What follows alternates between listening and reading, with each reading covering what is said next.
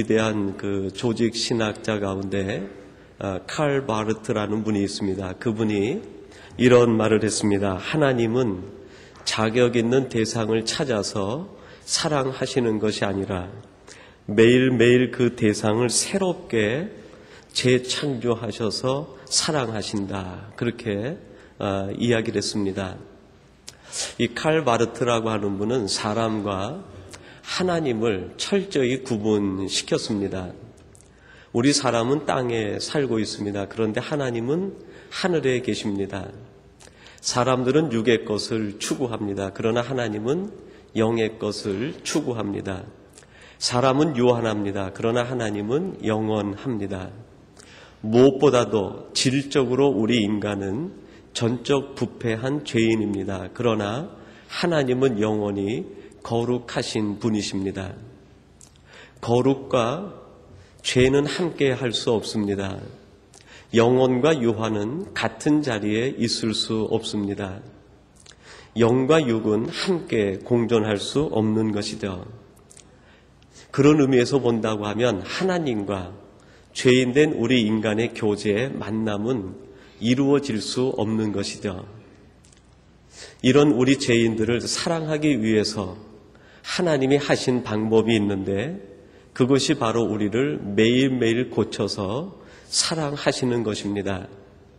만약에 우리들이 자격을 얻을 때까지 기다린다고 하면 아마 이 땅에 호흡 있는 우리 인생 중에 자기 자격을 가지고 하나님의 사랑을 경험할 수 있는 인생은 없을 것입니다. 하나님께서 매일 고쳐주시고 재창조하시고 만져주시기에 하나님의 사랑이 우리에게 수혈되듯 다가오는 것 아니겠습니까? 우리 인간이 철저한 죄인이요, 우리의 몸과 정신과 영혼이 철저하게 패역한 존재이기 때문에 하나님의 고치심 없이는 우리는 하나님의 사랑을 경험할 수도 만날 수도 없다는 것입니다. 그런 의미에서 오늘 본문 4절은 이렇게 우리들에게 고백을 합니다. 내가 저희의 패역을 고치고 즐거이 저희를 사랑하리니 나의 진노가 저에게서 떠났음이니라. 그렇게 말합니다. 여러분이 4절은 두 가지를 대비시키고 있습니다. 하나는 인간의 패역함입니다. 인간의 패역함과 대비되고 있는 것이 있는데 그런 인간들을 찾아오셔서 저희를 고치시고 즐거이 사랑하시는 하나님의 사랑이 대비되고 있다는 것입니다. 인간의 패역한 죄와 그런 죄인까지도 사랑하시는 하나님의 사랑이 대비되고 있는 것이죠. 한글 사전에선 이 패역이라는 단어를 이렇게 풀었습니다. 인간 본성이 악하여 사람다움이 없는 것이라고 풀었습니다. 패역한 것이 무엇인가? 인간 본성이 악해져서 아무리 살펴보아도 사람다움이 없는 것이 패역하다라는 단어의 뜻이라는 것입니다. 우리 한글 사전에 풀이지만 대단히 신학적인 의미를 내포하고 있는 듯 보였습니다. 인간의 본성이 악하여졌다는 것은 하나님의 형상을 잃어버렸다는 뜻 아닙니까? 우리 한글 사전은 우리 인간이 왜 본성이 악해졌는지 풀어내지 못합니다. 답을 알지 못합니다. 그러나 성경은 왜 인간의 본성이 악해지고 사람다움을 잃어버렸는지 그거를 얘기합니다. 바로 하나님을 떠났기 때문에 죄로 인하여 죄의 결과가 이리 인간의 본성을 악하게 만들고 사람다움을 잃어버리게 만들었다고 성경은 가르쳐 주고 있습니다. 여러분, 이것은 다른 사람들의 이야기가 아니라 오늘 우리들에 관한 하나님의 이야기입니다. 여러분, 여기서 말하는 저희들이 패역하다고 했는데 저희가 누굽니까? 이스라엘 백성들을 의미합니다. 무려 1000년 동안이나 하나님의 백성으로 광야에서 내리는 만나를 먹고 가나안에서 지은 농사지은 양식을 먹은 사람들, 하나님의 은혜로 살아왔던 그 사람들을 가리켜 하나님이 패역하다고 이야기합니다. 여러분, 이것은 호세아 시대 때 사람들의 이야기가 아니라 오늘 이 시대를 살아가고 있는 바로 우리들의 본질적인 문제요 이야기인 것을 우리는 먼저 떠올려야 될 것입니다. 그러면 여러분, 우리 인간들은 도대체 얼마까지 패역해질 수 있겠습니까? 도대체 우리 인간은 얼마만큼 패역한가 하는 문제입니다. 한 가지 예로 제가 사건 하나를 여러분에게 소개해 드리겠습니다. 1999년 3월 8일자 타임지에 탑 기사로 실린 기사 내용입니다. 그때로부터 약 8개월 전에 텍사스에서 한 끔찍한 살인 사건이 일어나게 됩니다. 그리고 그 사건 재판이 8개월 걸려 진행되다가 마침내 1999년 8월 3일에 최종 판결이 나게 된 것입니다. 1998년 6월 초여름의 어느 날 흑인 버드라고 하는 이름을 가진 49세의 진공기 세일즈맨이 저녁 늦게까지 친구들과 보내고 이른 아침 회사로 가는 길이었습니다. 사람이 드물었어요. 차를 얻어 탈 수가 없어서 길을 터덜터덜 지나가는데 마침 트럭 한 대가 와서 차를 세웁니다. 백인 운전사가 운전하는 트럭인데 그 운전사의 호의로 이 버드가 그 차를 얻어 탈 수 있게 되었습니다. 차에 타보니 이미 운전수 외에 2명의 백인이 뒷좌석에 앉아 있었습니다. 4명이 함께 길을 가다가 얼마쯤 지나서 으슥한 숲속길로 들어가게 되었습니다.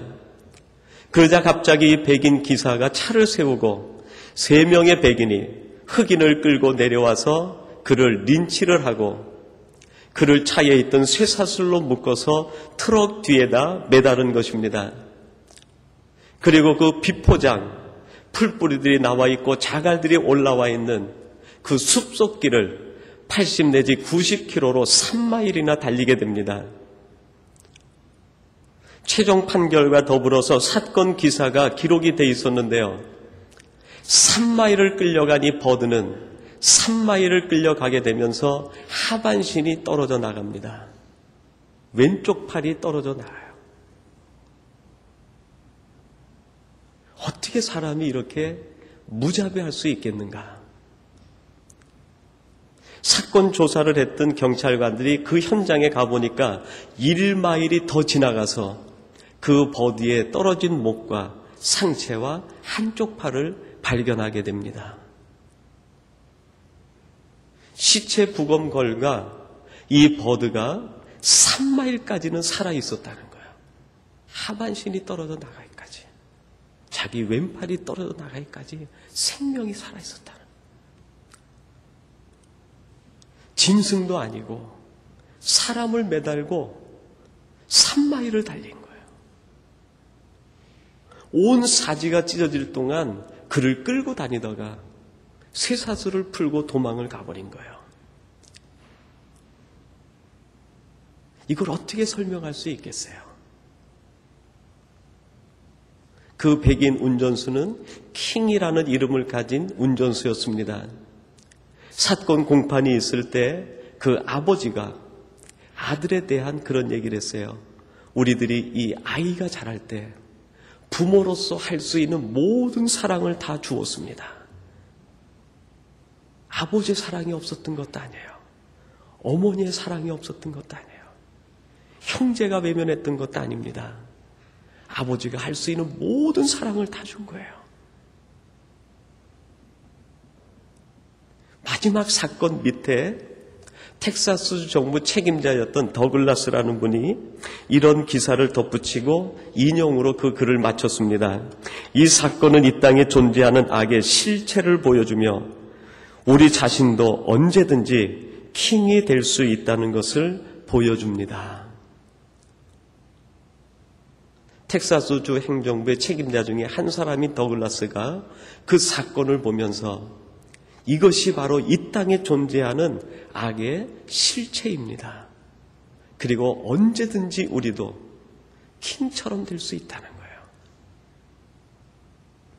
지금도 우리도 모르는 사이에 그 누군가를 쇠사슬로 묶고 다닐 수 있다는 거예요. 우리 속에 이렇게 끔찍한 죄성이 숨어 있다는 거예요. 여러분, 제 얘기를 한번 드리겠습니다. 저도 킹하고 다를 바가 없는 사람인 것을 이 기사를 보면서 오래전에 있었던 이야기 하나가 제 마음속에 떠올랐어요. 제가 신대원 3학년 때 1학기였습니다. 과목을 신청하는데 제가 그 현대신학, 신학자들을 대단히 좋아해서 어떤 과목을 들을까 하다가 과목 중에 현대신학이라는 과목이 있었어요. 이제 현대신학자들 한 20여 명을 스터디하고 발제하고 그거를 이제 시험을 보는 그런 과목이었습니다. 이미 그 신학자들은 제가 파악하고 있는 사람들이기 때문에 그 과목이 너무 흥미로워서 신청을 했어요. 예상한 대로 공부가 너무너무 재미있었습니다. 그 학기 내내 다른 과목에 쏟은 시간보다 이 과목에 쏟은 시간이 더 열정적이고 더 배가했었어요. 기말 시험이 다가오는데 같이 공부하는 친구들이 쩔쩔매는 거예요. 학자 한 명에 대한 사상을 이해하는 것이 얼마나 어렵습니까? 그래서 기말 시험을 앞에 두고 한 보름 전에 시험 공부를 위한 스터디 그룹을 조직을 해가지고 제가 요점 정리를 해서 함께 나누면서 시험 공부를 대비를 했어요. 그리고 기말고사 시험을 보게 되었습니다. 시험지를 딱 받아두는 순간에 이건 뭐 생각할 것도 없이 머릿속에서 정답만 쭉쭉 나오는 것 같아요. 전부 답안지를 정말 완벽하게 작성했다 생각해서 작성을 하고 제출을 하고 나왔어요.